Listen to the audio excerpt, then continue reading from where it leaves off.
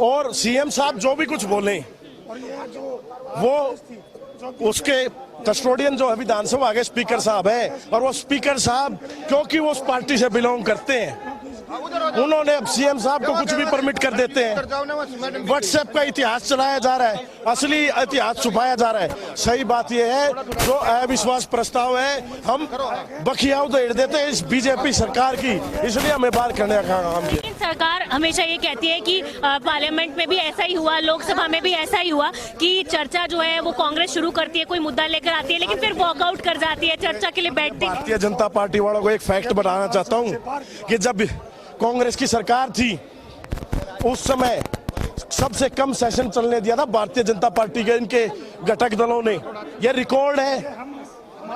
कांग्रेस हमेशा संविधान के साथ रही है और ये हमेशा संविधान के खिलाफ रहे हैं। हमने लोकसभा के चुनाव में भी देखा इनके नेता क्या कहते थे कि अगर जो हमारी सरकार 400 सीट आ गई तो हम संविधान बदल देंगे। लड़ाई इस चीज की है। अब अगला कदम क्या रहने वाला है कांग्रेस का? आपके एक मुख्य इतने सारे जो विधायक थे, खासतौर से जो युवा दल है, उन सभी को नेम कर दिया गया है। ये इसलिए नेम किया गया है क्योंकि हम अत्याचार के साथ नहीं खड़े हो सकते। हम अपने देश को टूटते हुए नहीं देखना चाहते।